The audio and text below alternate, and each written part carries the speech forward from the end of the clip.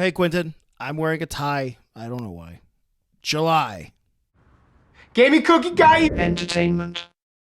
On July 1st, I picked up right where June left off and watched the much maligned Indiana Jones and the Kingdom of the Crystal Skull. So I knew almost nothing about this movie going in, aside from the reputation, the hate it has garnered over the years. And all of that really just boiled down to something Shia LaBeouf something. And so I was buckled up, prepared for the worst going into this. And so I was surprised when, like, for the first 3/4 of the movie, I was fully on board and pleasantly surprised. Harrison Ford still looked the part, especially when compared to now with Dial of Destiny. And I didn't mind, I get it, but I didn't mind the nuke the fridge moment.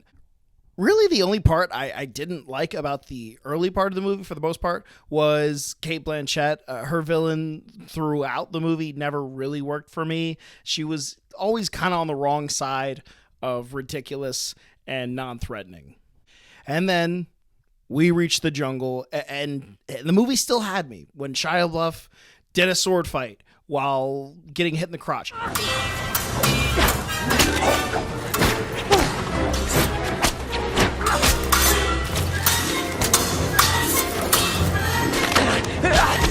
It kind of had me when he swung on vines with monkeys. It was starting to lose me. It was definitely losing me when ants ate several Russian people. And it fully lost me after about the fourth waterfall that the gang plummeted over the side of.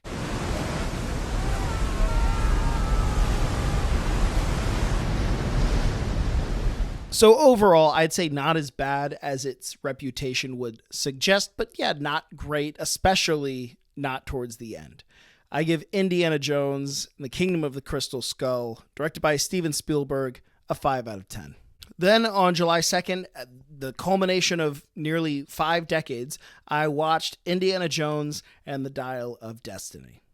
And it's weird, this movie has like a very much a Star Wars sequel kind of reaction where like it's trying to undo a lot of the perceived mistakes of the last movie, but it just ends up doing a lot of the same things that people didn't like about the last movie in trying to rewrite the record. Like at the beginning and end of this movie, how is he in any different of a place than he was at the end of the last movie? He's reunited with Marion after going on an adventure with his mildly annoying child figure. Spoilers for the movie. I don't know. I don't think this is a bad movie. Maybe. I don't think so.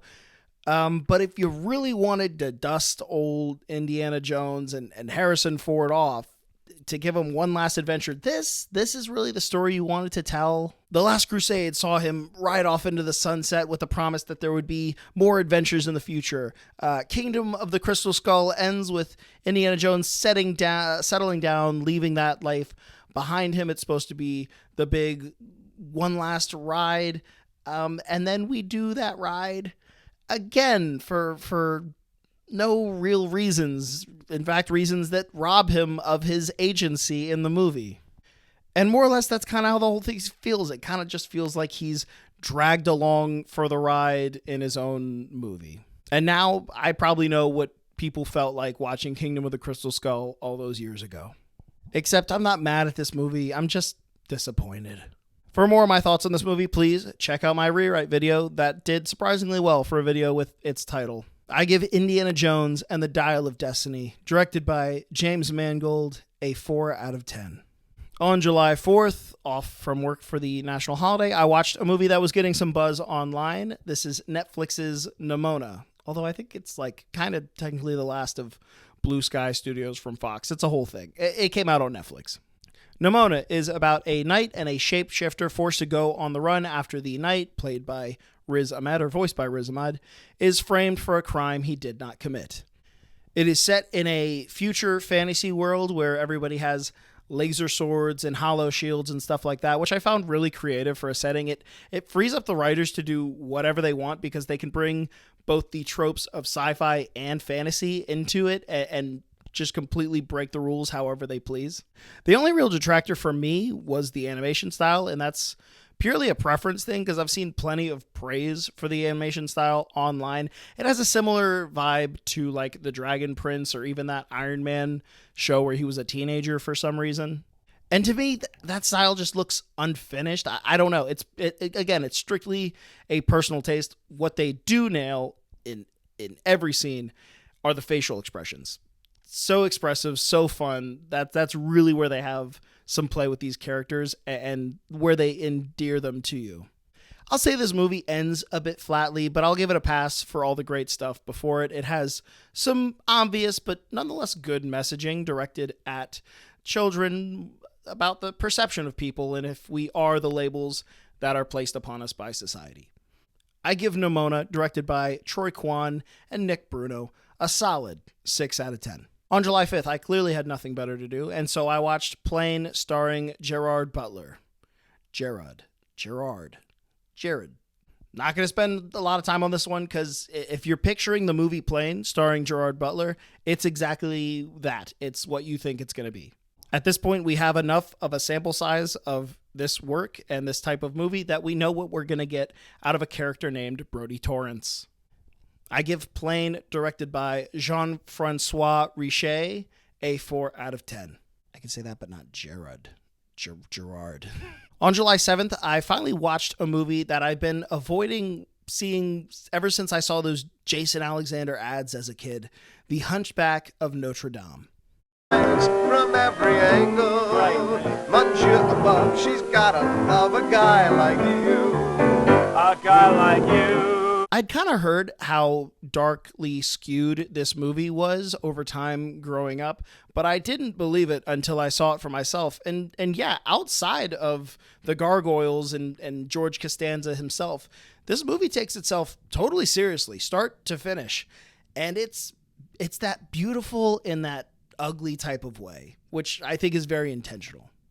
I'm glad so many songs from this eventually went viral on TikTok. Otherwise, I don't know if I would have ever checked it out. Also, Kevin Kline is in this, and he is always a delight. I give The Hunchback of Notre Dame, directed by Gary Trousdale and Kirk Wise, a 9 out of 10. On July 10th, with my Apple TV Plus subscription nearly expired, I checked out one of their newer original films, Sharper. This movie, the genre, the subgenre, whatever you want to call it, I would call it the sister or cousin of the heist movie. It's like a scam movie. It's a scammer movie. And if there's one genre of people in this world that deeply upset me, it's scammers. Like, even if it's for a good cause, I just hate watching people's trust go punished by scammers. So yeah, right off the bat, just based on this movie's premise, it was going to be hard for it to win me over. It does do some work to correct this, but by then it's a little too late, and I was already pretty soured on the movie overall. This was not helped by a really off-putting performance by both Sebastian Stan and Julianne Moore. I assume it was intentional. I had a really hard time watching whenever either of them were on screen. They were insufferable. Again, maybe intentional, but that still doesn't mean I enjoyed it. I guess I would say all the parts with Justice Smith were good. I like him as an actor. I liked him in this still. Beginning of the end, I guess in that sense, are worth watching. I don't know, a lot of conflicting things about this movie. You could very easily watch it and just enjoy it if you don't think about it too much, I guess, which is probably what I should do from now on.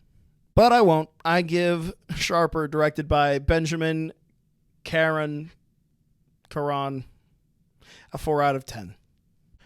On July 12th, I watched Tom's latest ride, Mission Impossible: Dead Reckoning, Part 1. Tom Cruise just rode a motorcycle off a cliff 6 times today. I think I can hold to the bike a little longer. So in my summer movie season standings, I projected this to finish as the top box office score overall. Yeah, in retrospect, not a good idea. At this point, this movie feels like the forgotten stepchild of the summer box office, especially in the wake of Barbenheimer. And I don't think you can attribute that to being a bad movie. I think maybe it's just bad luck. or more likely a bad release strategy, because I do think under the right conditions, this movie could have been a big hit. Box office performance aside, the question is, did I like this movie? And the answer to that question is yes. It's definitely up to the standards of the last few Mission Impossible movies, although it's not my favorite. This has really been a summer of part ones. It's weird with this, Spider-Man, Fast X, all being part ones. This is the only one who proudly wears the badge of being a part one. And ironically, I think it's the one that comes off the least cliffhangery. And so I applaud it by being able to tell a complete story while also getting me excited for the next installment. I hope it does better. I hope it performs better than this one did. I give Mission Impossible Dead Reckoning Part 1, directed by Christopher McQuarrie, a 7 out of 10. On July 14th, I watched what was at one time considered by many to be the greatest superhero movie ever released, X2. Why did I even watch this? The set photos of Deadpool 3 had just been released, and I was like, yeah, I could use some Wolverine in my life right now. Let's do it. Out of every X-Men movie ever been released, for whatever reason, I don't exactly know why, this is the only one I hadn't seen before. And so watching it for the first time, going in blind, seeing if it still holds up, I can say, yeah, I can see why this was so highly regarded and why especially Hugh Jackman's performance as Logan has stood the test of time. Although by the end, the writing is on the wall for the third movie, because as much as they try and tease it, I feel like the Jean Grey stuff is never earned, especially not the ending itself. I still feel like it was kind of out of nowhere. But it's good. It's good. It's not the third movie. It is X2. It is good. I have spoken. I give X2, or X-Men United, directed by Bryan Singer, a 6 out of 10. Oh, I wrote so many words for this next part. Why did I do that? Why did I write so many words? On July 17th and 18th, after trying to decide if it was actually worth it after having watched the first movie like a year ago, I finally watched the Matrix sequels. Pretty much my whole life, similarly to Indiana Jones, I have only heard bad things about this sequel. And so I seriously considered just not watching them, just writing them out of canon entirely and just sticking with what I really liked as a standalone Matrix movie. But I finally worked up the courage. I dove headfirst into it, and I really, really enjoyed these movies. I can finally say that I love the Matrix trilogy, and I can put almost all of that on the shoulders of Hugo Weaving as Agent Smith. What an amazing villain performance through all three movies. I am so glad they kept him through all three. All of the action scenes, especially in Reloaded, are great. I mean, yes, there's the janky CG shots, but even then they almost always cut back to something real. Like just as the CG's wearing on you, you're completely losing all suspension of disbelief. They cut back to something real. They cut back to a real person. And they do it so smartly and so well. So I fully give them a pass on those. And the action I was expecting. What I was not expecting were like the deep philosophical conversations to come up in like every other scene of this movie. Conversations that like were really compelling. I very much enjoyed them. So between the action and the drama and the conflict, there was always something on screen that I was really invested in. Now, I don't think they always landed their point. And I think that's where a majority, if not all, of the criticism for these sequels come from. But they had some great stuff along the way. And again, while I love these, they're not without their flaws. Revolutions especially feels out of place when considering the trilogy as a whole, because the scale gets ramped up further and further. But I think at that point, it's basically earned. I don't know. These ratings may go up or down over time. I'm going to go with a conservative number. I'm going to give The Matrix Reloaded a 7 and The Matrix Revolutions a 6, both, of course, directed by the Wachowskis. On July 20th, I drove to the closest IMAX theater I could to watch Christopher Nolan's latest film, Oppenheimer. Wow. Just wow, man. This was my first time getting to watch a movie that was shot specifically for IMAX in an IMAX, and man, was that worth it. That good decision, me. I've heard it said that like maybe his dialogue is just mixed in particular for IMAXs. I don't know if that's true, but in the theater I was in, I could actually make out a lot of the dialogue, which is not a guarantee for a lot of Christopher Nolan stuff. I'm glad, because this was a very talk-heavy movie, and to get at least most, if not all, the dialogue is a big plus in that kind of film. This movie isn't what most people are going to expect. It certainly wasn't what I was expecting. What I was expecting was a movie about the atomic bomb, and what I got was a movie about J. Robert Oppenheimer, and honestly, the latter's probably more interesting. One of Nolan's hallmarks at this point, something he just can't help himself but to do, is play with the conventions of time. And he does it in this movie a lot like how he does it in Dunkirk. We are presented a full story on one timeline, but the timeline is chopped up and the order we are shown things in is shuffled around, and I don't know how. But Christopher Nolan manages to not only make it clear what part of the timeline we're in, but to also keep revealing to us information in a way that makes sense, even out of order. And Ludwig Göransson, just hats off to you for transforming a man getting ready to press a button into one of the most intense moments I've ever sat through in a movie theater. I give Oppenheimer, directed by Christopher Nolan, nothing else but a 10 out of 10. Welcome to the 10 out of 10 club, Mr. Nolan. Thank you for your contribution. A day later than that, July 21st, I forgot that I didn't see, I saw Oppenheimer, I saw Barbie. There was a movie that I watched in between those two. On July 21st, I watched They Cloned Tyrone. So you know what? Justice for Tyrone and Barbenheimer. This movie's great. I highly recommend it. It is a sci-fi film set in a predominantly African-American suburb in which a mass plot is uncovered by a drug dealer, a pimp, and a prostitute played by John Boyega, Jamie Foxx, and Teyonah Parris, respectively. They are all fantastic in this, especially Jamie Foxx. Sometimes I forget just how good of an actor he is in everything I see him. And I blame Amazing Spider-Man 2 for that. I don't really know what else to say aside from praising the story and the acting in this, because I don't want to give away anything. I want people to know as little as possible going into this. Just know it's a fun ride. It's a little messed up, but it's a good time nonetheless, and I do recommend it. I give They Cloned Tyrone, directed by Jewel Taylor, a 7 out of 10. On July 23rd, I watched The Barb in Barbenheimer. It was me, one of my guy friends, decked out in pink, taking photos in the promotional box at Cinemark, just like Mattel would have wanted. And no, there's no way at this point you need me to tell you this, but Barbie's really good. It's a really great time. Easily the funniest movie I have seen all year, but it's not without its heartfelt moments to back it up. It is smart comedy. See my job? It's just beach. Right. And what a good job you do at beach. And it is so nice when a movie, both Barbie and Oppenheimer, but specifically Barbie, it's so nice when a movie that is a meme that comes out is actually good. And I'm staring straight at you, Morbius, when I say that. This movie certainly has its critics, and I normally don't say this, but for the most part, they're just wrong. Casting, so good, so perfect. Margot Robbie, Ryan Gosling, Michael Cera, Simu Liu, every single person cast in this movie, perfect.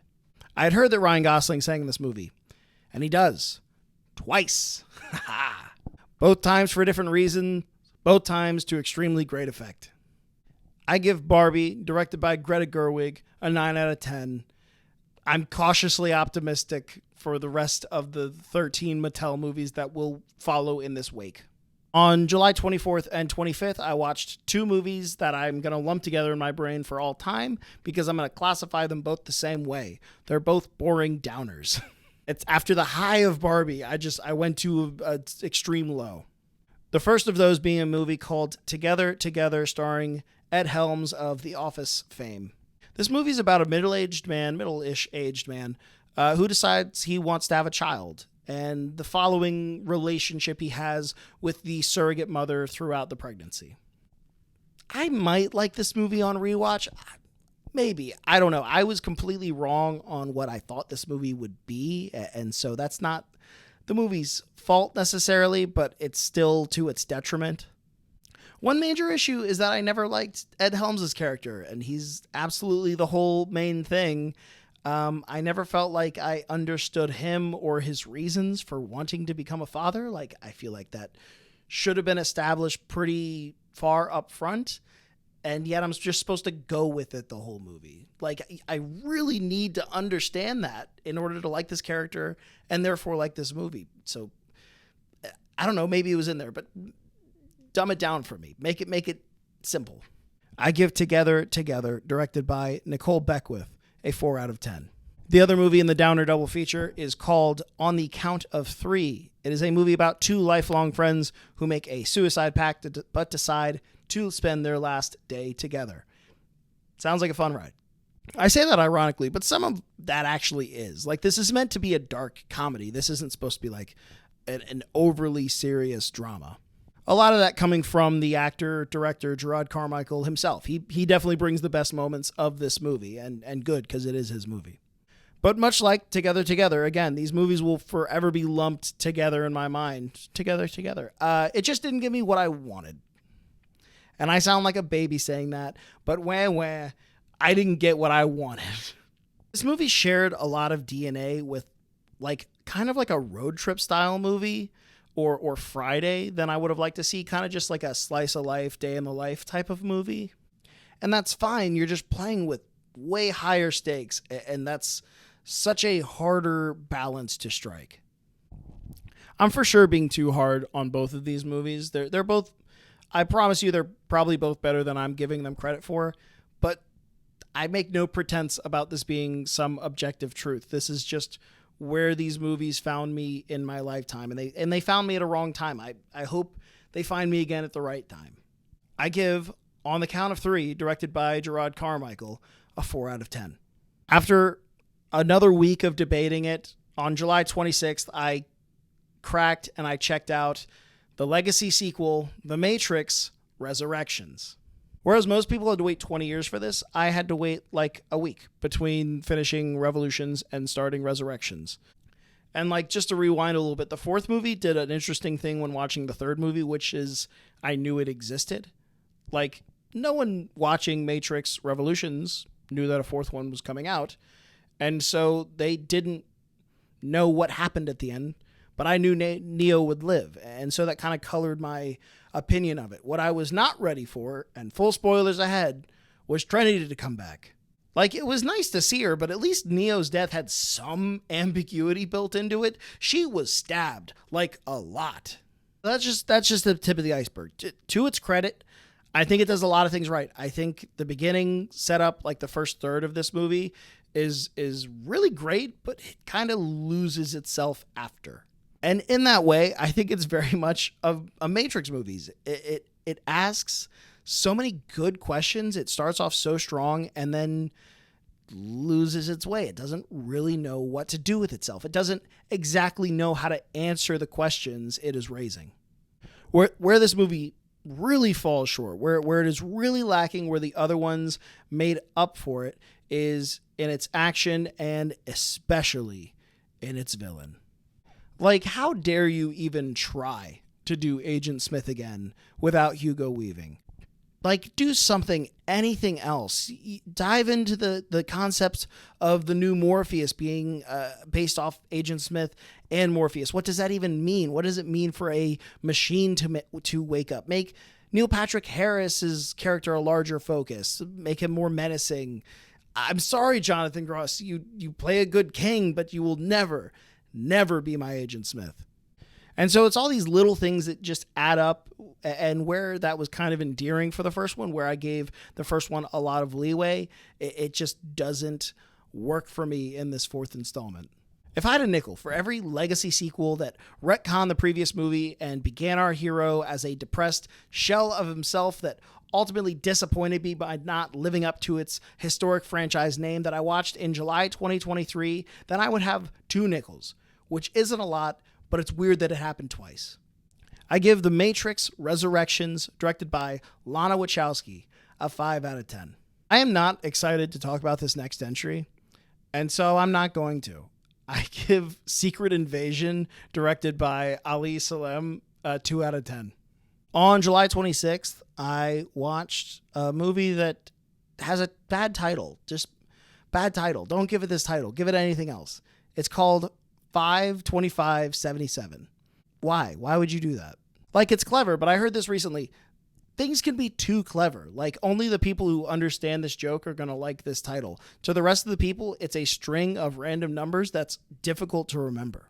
Like, I just know in years to come, I'm going to be like, oh, what's that movie I really liked? And then I'll have to look up the Star Wars release date because I'm not going to know that offhand. Anyway, qualms about the title aside, I actually really like this movie.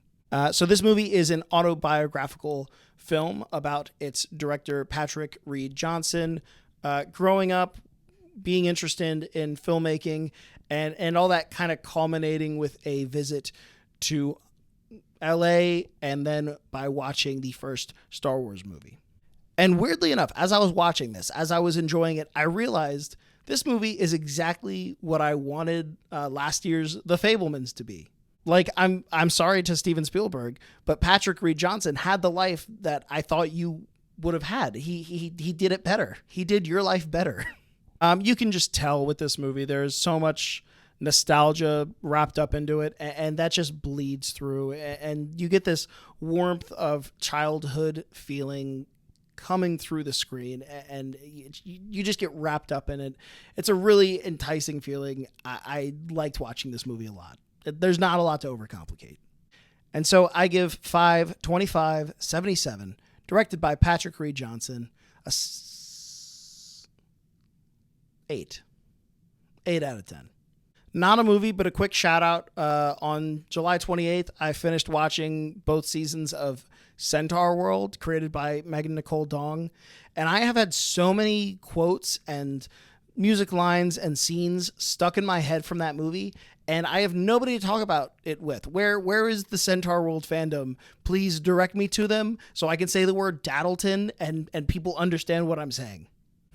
And then, ironically, I should have ordered these better. Like, I should have watched Oppenheimer and then Barbie.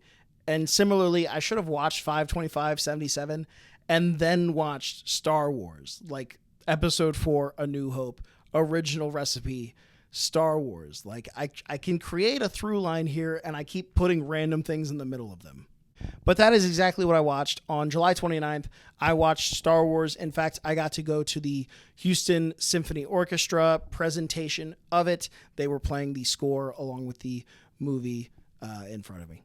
And what a treat. I don't have to tell you about Star Wars. Behind every nerd is a deep and complex history with this franchise, but oddly enough, not so much with this movie. I think as much as everyone yells and disagrees and does whatever they want to do about the Star Wars universe, I haven't heard much disagreement about this first movie. I think everyone agrees it's pretty great. I think everyone even dunks on the reissued edition by George Lucas, and everyone kind of praises Marcia Lucas. I feel like it's the one touchstone we all have in this crazy universe.